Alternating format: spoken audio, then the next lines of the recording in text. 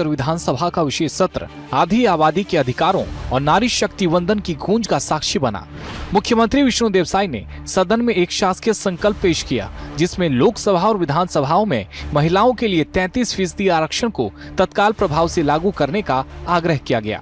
सदन की कार्यवाही के दौरान राजनीतिक तापमान तब और बढ़ गया जब कांग्रेस द्वारा लाया गया अशासकीय संकल्प अस्वीकार कर दिया गया। इसके बाद पक्ष विपक्ष के बीच तीखी नोकझोंक शुरू हो गई। महिला आरक्षण को जहां सत्ता पक्ष ने ऐतिहासिक कदम बताया, वहीं विपक्ष ने इसके क्रियान्वयन में देरी और गैस सिलेंडर की कीमतों को लेकर सरकार को घेरा। शोर शराबे और टोका टोकी के बीच विशेष सत्र की चर्चा महिला सशक्तिकरण के साथ साथ तीखे राजनीतिक दांवपेच का मैदान बनी रही। सीएम साय ने पेश किया नारी सशक्तिकरण का शासकीय संकल्प। डॉक्टर चरणदास महंत का 33% आरक्षण वाला प्रस्ताव अस्वीकार। महिला आरक्षण पर सत्ता विपक्ष में सियासी संग्राम। विधानसभा में मौजूद रहीं 500 महिला जनप्रतिनिधि। महिलाओं के सम्मान में लिया गया बड़ा फैसला। महिला विधायकों को सभापति तालिका में किया गया शामिल। पक्ष से लता उसेंडी और विपक्ष से अनिला भेड़िया को तालिका में शामिल किया गया। विशेष सत्र में पक्ष अपने तर्कों पर टिका रहा और विपक्ष अपनी बातों को सही ठहराने की जद्दोजहद करता रहा। सत्ता पक्ष के विधायकों ने विपक्ष को महिला आरक्षण का विरोधी बताया, वहीं विपक्ष इसे तत्काल लागू करने की मांग करता रहा।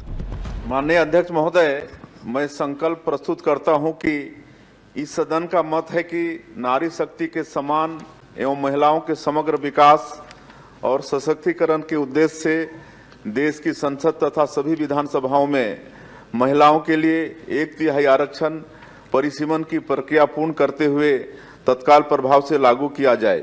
जब जब महिला आरक्षण की बात आई तब उन्होंने बट लगाकर किंतु परंतु लगाकर इस बिल के विरोध में ही खड़े रहे और कभी इस बिल को पास होने नहीं दिया। मेरा संकल्प था कि यह सदन भारत सरकार से अनुरोध करता है कि महिलाओं के सर्वांगीण विकास एवं सशक्तिकरण हेतु लोकसभा और सभी विधानसभाओं में महिला वर्ग को 33% आरक्षण विद्यमान क्षेत्र पर ही शीघ्रातिशीघ्र प्रदान किया जाए। हम तो मुख्यमंत्री को भी कह रहे हैं, देश में प्रधानमंत्री कुछ भी करे, आप तो छत्तीसगढ़ में दे दीजिए ना 33% आरक्षण। हम समर्थन देंगे, हम अभी आपके साथ खड़े रहेंगे। इस पूरे घटनाक्रम ने यह स्पष्ट कर दिया कि महिला आरक्षण के सिद्धांत पर व्यापक राजनीतिक सहमति तो है, लेकिन इसके क्रियान्वयन की प्रक्रिया और समय सीमा को लेकर सत्ता पक्ष और विपक्ष के बीच सियासत बरकरार है। सदन के भीतर जहां नीतिगत बारीकियों पर तीखी बहस हुई, वहीं बाहर महिलाओं में इस कदम को लेकर नई उम्मीदें देखी जा रही है।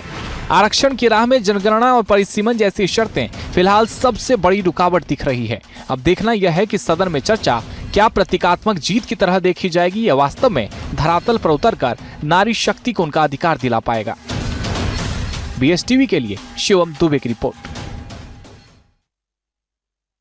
बीएसटीवी के इस खास कार्यक्रम में आप सभी का स्वागत है। मैं हूं डॉक्टर अवधेश मिश्रा। छत्तीसगढ़ में विधानसभा का 1 दिवसीय विशेष सत्र का नियत सत्र का प्रयोजन इसलिए कि छत्तीसगढ़ में महिला शक्ति को सम्मान मिले और एक शासकीय संकल्प पारित किया जाए, जिससे देश और प्रदेश में 33% महिलाओं को आरक्षण मिले। परिसीमन के साथ ये शासकीय संकल्प लाया गया मुख्यमंत्री विष्णुदेव साय के द्वारा। मुख्यमंत्री ने कहा कि परिसीमन की प्रक्रिया को तत्काल पूर्ण करते हुए इसे लागू किया जाए। जवाब में विपक्ष ने अशासकीय संकल्प लाया, जिसे अग्राह्य कर दिया गया। अशासकीय संकल्प पे 2 लाइन ये लिखी हुई थी कि मौजूदा विद्यमान क्षेत्र पे महिलाओं को 33% आरक्षण दिया जाए। जैसे ही आरक्षण का अशासकीय संकल्प कांग्रेस की ओर से नेता प्रतिपक्ष ने सूचित की, सदन में उन्होंने इस बात का जिक्र किया। आसंदी ने उसे अग्राह्य कर दिया, ये कहते हुए कि जब किसी एक विषय पे जब शासकीय संकल्प आता है तो उसी से संबंधित विषय पे कोई अशासकीय संकल्प नियमतः नहीं आ सकता है। दिन भर सदन में गहमागहमी देखने को मिली। लगातार पक्ष विपक्ष की ओर से महिला के हित में अपनी अपनी बातें कही गई। महिला आरक्षण के खिलाफ में कोई दिखाई नहीं पड़ा, लेकिन स्थिति अभी भी क्लियर नहीं हुई कि इसके बाद होगा क्या। चलिए सीधे चर्चा पे चलेंगे। 3 बेहद ही खास वरिष्ठ मेहमान हमारे साथ जुड़े। मेहमानों का परिचय आपसे करा देता हूं। बीजेपी की ओर से सुनील चौधरी जी है, वरिष्ठ नेता है, प्रवक्ता। सुनील जी बहुत स्वागत है आपका। कांग्रेस की ओर से सुरेंद्र वर्मा जी है, वरिष्ठ नेता है, वरिष्ठ प्रवक्ता। सुरेंद्र जी आपका भी स्वागत है। बतौर वरिष्ठ पत्रकार हमारे साथ रूमा सेन गुप्ता जी भी है। रूमा जी, आपका भी बहुत बहुत स्वागत है। रूमा जी, मेरी आवाज आप तक पहुंच रही हो तो मैं चर्चा की शुरुआत आपसे करना चाहता हूं। जरा समझाइएगा एक बार हमारे दर्शकों को कि दोनों ही दल महिलाओं को आरक्षण देने के लिए तैयार है। कांग्रेस कहती है कि मौजूदा क्षेत्र के अनुसार आप आरक्षण दे दीजिए, हम तैयार हैं। बीजेपी का दावा है कि परिसीमन के साथ इसे लागू किया जाए। दोनों ही दल आरक्षण के लिए हित में है, आरक्षण देने के लिए तैयार है। तो रोड़ा कहां अटका हुआ है और इस विशेष सत्र से महिलाओं पे, प्रदेश की सियासत पे कितना असर पड़ेगा, थोड़ा समझाइएगा। जी, आपने मुझसे सवाल किया? जी, आपने मुझसे पूछा, आपकी आवाज जी नहीं आ रही जी, आपसे सवाल। जी, सभी को ठीक है, मेरा मैं नमस्कार। आपसे फिर सवाल दोहरा देता हूं। जिस तरह से दोनों ही दल, रुमा जी, दोनों ही दल, बीजेपी हो या कांग्रेस हो, सदन से लेकर सड़क तक इस बात की पक्षधर है कि महिलाओं को आरक्षण मिलना चाहिए। शर्त यह है, बीजेपी कहती है, सत्ताधारी दल कहती है, सरकार कहती है कि परिसीमन के तत्काल बाद लागू कर दिया जाए, तो विपक्ष कहती है कि नहीं, परिसीमन का इंतजार मत करिए, मौजूदा विद्यमान क्षेत्र जो है उस पे ही आप 33% आरक्षण दे दीजिए। आपकी राय, आपका वक्तव्य, रुमा जी। इस मुद्दे पर अगर हमें बात करनी है तो सबसे पहले हमें आंकड़ों की ओर देखना होगा। संसद में जो है, अभी जो वर्तमान में जो हमारी 543 सीटें हैं, उनमें से 74 महिला सांसद हैं, यानी कि लगभग 14%। राज्यसभा की बात करते हैं तो 245 सीटों में से 31 महिलाएं मनोनीत हुई हैं, यानी कि लगभग 13%। और पूरे देश के विधानसभाओं की अगर बात करें तो टोटल जो हमारा आंकड़ा है विधायकों का, वो है 4123, और इनमें से महिला प्रतिनिधित्व मिला हुआ है 390 सीटों पर, यानी कि लगभग 9%। आप समझिए, इन आंकड़ों को देखकर ही आप समझ गए होंगे कि आबादी, आधी आबादी जिसे कहा जाता है महिला, जनसंख्या के हिसाब से, तो आप समझ जाइए कि महिलाओं की स्थिति कहाँ पर है। और इस बारे में मेरा एकदम स्पष्ट बात है, यह संदेश है कि भाई अब महिलाओं को जो है, मैं एक महिला के तौर पर ही कहूंगी कि केवल आप वोट बैंक बनाकर नहीं रख सकते, बल्कि उन्हें जो है आपको राजनीति के क्षेत्र में देश और राज्यों में जो है पावर हब के रूप में भी जगह देनी होगी। यानी महिलाओं को आप केवल चुनाव प्रचार या पोस्टर तक सीमित नहीं कर सकते, उन्हें निर्णायक भागीदारी में भी जगह देनी होगी। अब जहाँ तक बात है, इसका विरोध हो रहा है, कांग्रेस इसका विरोध कर रही है। ठीक है रुमा जी, मैं लौटता हूँ आपके पास। आपने बेहद एक गंभीर आंकड़े प्रस्तुत करते हुए अपनी बातों को आपने रखा कि केवल वोट बैंक की राजनीति के लिए महिलाओं का जिक्र न किया जाए राजनीतिक दलों के द्वारा। मैं जरा सुनील जी का रुख करता। सुनील जी, आप तमाम चीजों को बेहतर से समझते हैं, आरक्षण का पेच क्यों उलझाया जा रहा है सियासतदानों की तरफ से? सरकार कहती है, आप कह रहे हैं कि साहब हम परिसीमन के तत्काल बाद दे देंगे, इसके लिए आप बिल ले आए, संशोधन ले आए, प्रस्ताव खारिज हो गया। अब विशेष सत्र बुला के इसी बात का जिक्र किया जा रहा है कि नहीं साहब, परिसीमन के तत्काल बाद लागू करेंगे। कांग्रेस कह रही कि दे दीजिए ना मौजूदा सीट पे, दिक्कत क्या है? सुनील जी। जी, राम राम, जय जोहर, जय छत्तीसगढ़। देखिए अवधेश जी, ये भारतीय जो हमारी मातृ शक्ति है भारत की, बहुत लंबे समय से, दशकों से उनकी मांग चली आ रही है कि वो 50% क्योंकि उनकी हिस्सेदारी है तो उनको उनका हक मिलना चाहिए, और वर्षों से इसको लेकर के संघर्षरत है हमारी नारी शक्ति। माननीय मोदी जी भी चाहते हैं कि उनको उनका हक मिले, और इसके पहले भी 1996 से अगर हम बात करें तो 1996 में आप देखेंगे कि ये बिल लगातार आता गया और लोगों ने विरोध किया, फाड़े, उस बिल की जो कॉपी को फाड़ करके फेंका गया। ये भी कहा गया कि प्रकटी महिलाएं आ जाएंगी और अन्य अन्य प्रकार के, और राज्यसभा में पास करे, 4 साल तक टाइम पास करे, लेकिन लोकसभा में लेकर के नहीं गए। आज नारी शक्ति पूरे देश की देख रही है। 2023 में निश्चित रूप से ये बिल पास हुआ है, लागू भी हो गया है, लेकिन अब कांग्रेस ने जो आवरण ओढ़ा था, वो धीरे धीरे इंडी गठबंधन ने आवरण ओढ़ा था, वो दिखने लगा है। एकदम स्पष्ट प्रावधान है अवधेश जी भारत का संविधान अनुच्छेद 82 कहता है स्पष्ट रूप से कि आरक्षण देने के लिए यदि कोई अनुशंसा कर सकता है तो परिसीमन आयोग ही कर सकता है और कोई दूसरा रास्ता नहीं है। यदि कोई दूसरा रास्ता होगा तो कांग्रेस के साथी मित्र जो है या उनके पदाधिकारी हैं वो इस बात को बताएं कि आरक्षण देने का दूसरा रास्ता क्या हो सकता है, या तो फिर भारत के संविधान के संबंध में कांग्रेस के लोकसभा के सांसद, राज्यसभा के सांसद, विधायक और उनके प्रवक्ताओं को प्रशिक्षण देने की आवश्यकता है।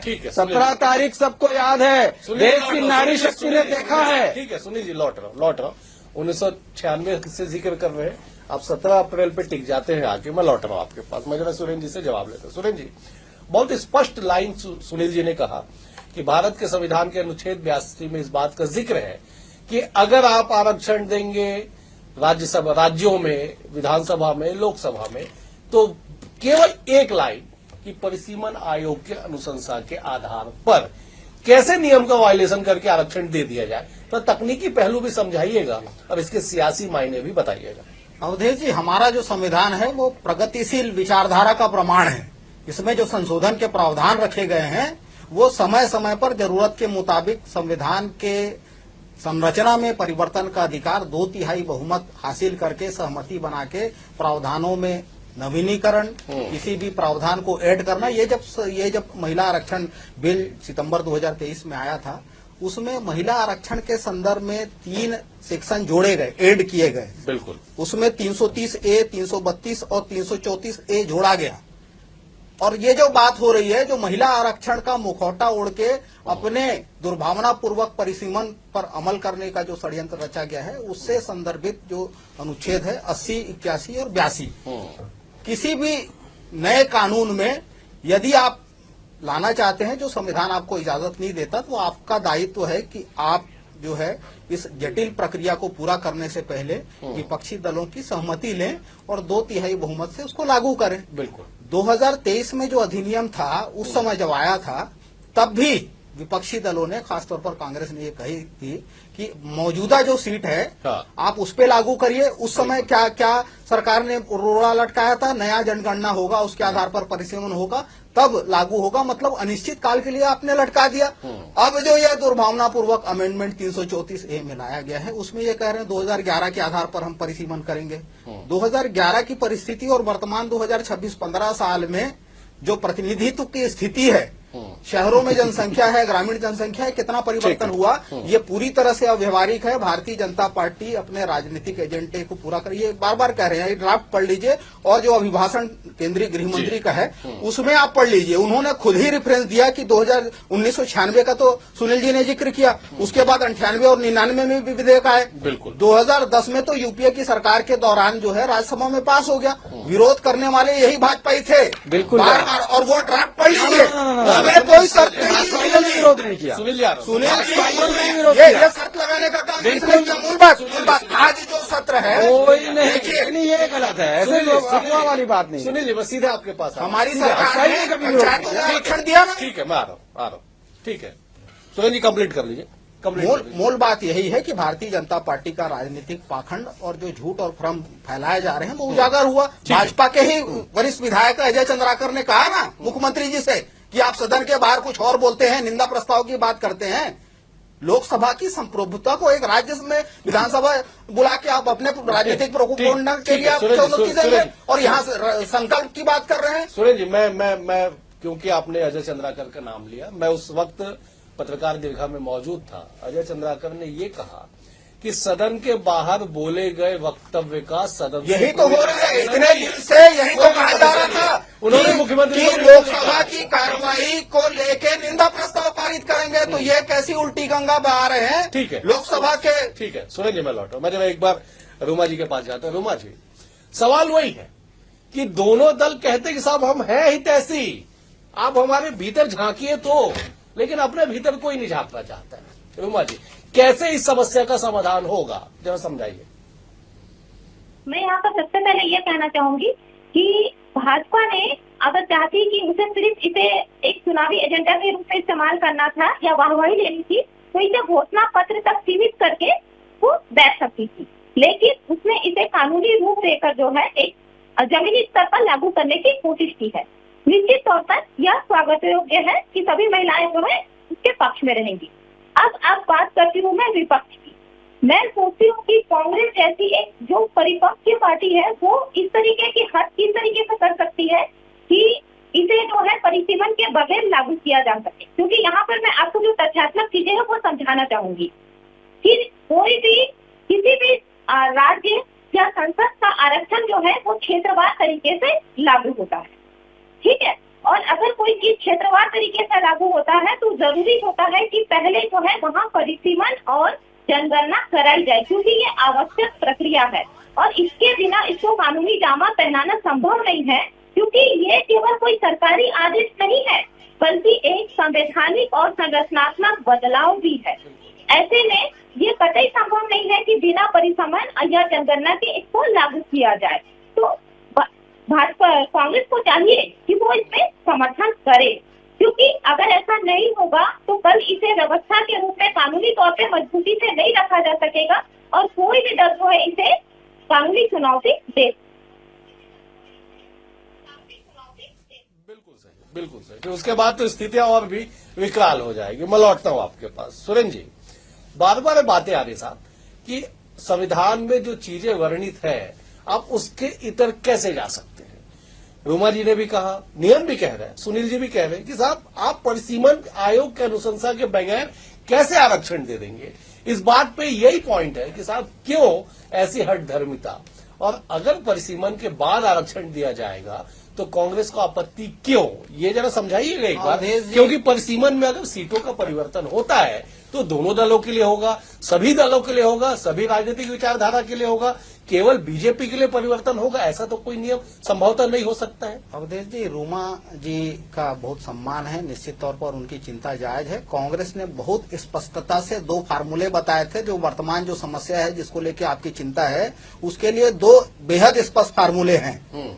यदि सरकार चाहे तो 2011 की जनगणना के आधार पर वर्तमान सीटें, क्योंकि अभी की जनगणना प्रक्रिया चल रही है, लगभग 2 साल लगेंगे उसके परिणाम आने में, तो 2 साल तक लटक जाएगा। सरकार यदि तत्परता चाहती है तो 2011 की जनगणना के आधार पर वर्तमान जो 543 सीटें हैं उस पर 181 सीट दे दे।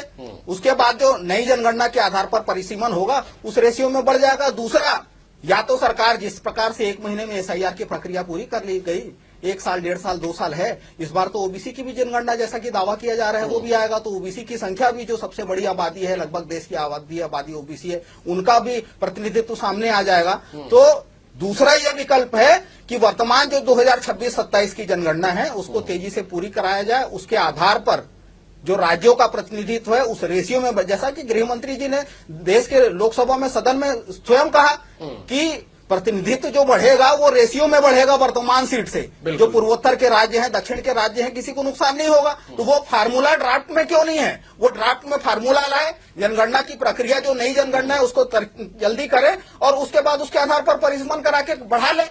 815 होता है, 816 होता है, 850 होता है, जितनी सीट होती है। ये 2 स्पष्ट फार्मूले हैं, लेकिन भारतीय जनता पार्टी को तो लटकाए रखना है, इसलिए इनका तीसरा षड्यंत्र पूर्वक फार्मूला आ गया। ठीक है सुनील जी, 2 फार्मूला कांग्रेस पहले दिन से, सुरेंद्र जी नहीं, देश के संसद से लेके प्रदेश के व्यवहारिक है, ये बातें आ रही है, संवैधानिक है। ठीक है कि ये संवैधानिक व्यवस्था है। इस बीच में एक बीच का रास्ता है कि 2011 जनगणना के आधार पे आप दे दीजिए आरक्षण। दिक्कत क्या है? फिर आप कहेंगे साहब 25 साल के लिए फ्रीज किया गया था, 25 साल का समय पूरा नहीं हुआ, 2034 में होगा। हो गया। अवधेश जी, मेरे को बहुत आश्चर्य लगता है, माननीय जो अमित शाह जी ने ड्राफ्ट प्रस्तुत किया नारी शक्ति वंदन अधिनियम का, उसमें तो बताया ही कि 2011 की जनगणना को आधार मान रहे हैं। अब ये 1971 की जनगणना को तो स्वीकार करते हैं कि नहीं 543 में दे दो, जब लगभग 54 करोड़ के आसपास की जनसंख्या थी, आज 140 करोड़ है, माताओं बहनों की संख्या भी बढ़ गई है, तो 2011 स्वीकार नहीं करती कांग्रेस। किसी ने सदन में नहीं कहा, सुरेंद्र वर्मा जी यहाँ कह रहे हैं पर इनके राहुल गांधी ने नहीं कहा, पूरा मैंने सुना, बिल्कुल नहीं कहा किसी ने। वहां तो गार्डन की कहानियां सुनाई जा रही थी, वहां तो जादूगर की कहानियां सुनाई जा रही थी, मतलब गजब की बात हो गई। दूसरा एक चीज और समझ लें, कांग्रेस पार्टी को क्या दिक्कत है भाई? अगर 850 सीटें होंगी तो एसटी, एससी और महिला को भी तो ज्यादा प्रतिनिधित्व मिलेगा। हमारे गांव की बहन जो है, जो सुदूर अंचल में रहने वाली है, जो राजनीतिक जीवन में सपने देखती है, वो बहन जो पंच है, सरपंच है, जिला जनपद में रहती है, पार्षद है, महापौर है, या वो बेटियां जो आज पढ़ लिख करके चाहती है कि राजनीतिक जीवन में जाकर के देश की सेवा करना चाहते हैं, मोदी जी ऐसे लोगों को सदन में लाना चाहते हैं। पंचायत में दिया आपने 33% आपने दिया, 50% डॉक्टर रमन सिंह जी ने किया, लेकिन मोदी जी चाहते हैं कि पार्लियामेंट तक के देश की बेटी जानी चाहिए और 2029 में जानी चाहिए। ये आवरण और मुखौटा लगा करके परिसीमन के अलावा ये भारत का संविधान में ले करके आया हूं, ये भारत का संविधान है, इसको पढ़ना चाहिए इन लोग को। ये प्रदर्शन की वस्तु नहीं है, इसमें लिखा हुआ है, अनुच्छेद 82 में स्पष्ट प्रावधान है, लिखा हुआ है, इसको कभी पढ़ तो लें, इसको पढ़े, प्रदर्शन न करें। 17 अप्रैल 2026 कांग्रेस के लिए बहुत बड़ा खतरा बनने वाला है। मैं तो बोलना चाहता हूं, कभी जाकर के अपने परिवार में पूछे, बहन बेटियों से पूछे कि उनके हक की बात हुई और कांग्रेस ने, इंडी गठबंधन ने विरोध किया, उनका ओपिनियन सुनेगा। आपकी कांग्रेस पार्टी की नेत्रियां कह रही कि गलत कर दिया, हमको अवसर मिलता। परिवारवादी पार्टी है, पंचायत तक तो ठीक है, नहीं तो सुचिता कृपलानी जी का उदाहरण है, उत्तर प्रदेश के मुख्यमंत्री बनाया, इंदिरा जी को डर लगा तो निकाल करके बाहर फेंक दिया। बहुत बड़ी कहानी मैं सुनाना नहीं चाहता, लेकिन कांग्रेस केवल एक परिवार को, इंडी गठबंधन अगर लालू परिवार की बहुएं आएंगी, बेटियां आएंगी, उधर मुलायम सिंह परिवार की बहुआ बेटियां आएंगी, गांधी परिवार से आएंगी, सामान्य महिला नहीं आ सकती, सामान्य कार्यकर्ता नहीं आ सकती। मोदी जी देना चाहते हैं, याद रखिए, दे करके रहेंगे। सुनील जी ठीक है, इतना आक्रोशित होने की आवश्यकता नहीं है। 18 राज्यों में बीजेपी की सरकार है, दिल्ली में मुख्यमंत्री है महिला मुख्यमंत्री बीजेपी की, 17 राज्यों में बंटाधार है, पुरुष मुख्यमंत्री है। इस आंकड़े को भी हमको फोकस बिल्कुल सुधारेंगे, इसलिए लेकर के आए हैं। हम चाहते हैं कि दें, बिल्कुल ये ढर्रे को ठीक करना है। यहाँ पे आरक्षण की बात नहीं है ना, यहाँ मुख्यमंत्री बनाने के लिए बिल्कुल देंगे। 33% आरक्षण लागू होगा इस देश में और एक एक महिला को उसका अधिकार मिलेगा। ठीक है, सारे पूरी देश की जनता ये चाहती है, लेकिन नियत पे सवाल उठ रहा है राजनीतिक दलों के। मैं किसी एक दल देश इससे चलता है देश जी, और कांग्रेस संविधान के खिलाफ बात करती है। 543 में किस नियम के तहत देंगे, यही बता दें। एक प्रश्न, 543 लोकसभा सीटों में और मौजूदा विधानसभा सीटों में भारत के संविधान के किस अनुच्छेद के अनुसार आप दे सकते हैं, किस नियम के तहत दे सकते हैं, किस प्रक्रिया के तहत दे सकते हैं, यही बता दें। ठीक है रोमा जी, समस्या सबके सामने है, समाधान दोनों ही दलें चाह रही है, लाभ सीधे महिलाओं को होगा, लेकिन समाधान के रास्तों पे राजनीतिक दल जाते हुए नहीं दिखाई दे रही है। आप एन के प्रकरण इसको लटकाएं, लंबित करें, देरी करें, इसका क्या लाभ मिलेगा राजनीतिक दलों को? और अगर महिलाओं को त्वरित आरक्षण मिले तो क्या महिला जो है मातृशक्ति है, वो पुरुषवादी समाज के इस नेताओं के सामने बड़ी खतरा बन जाएगी?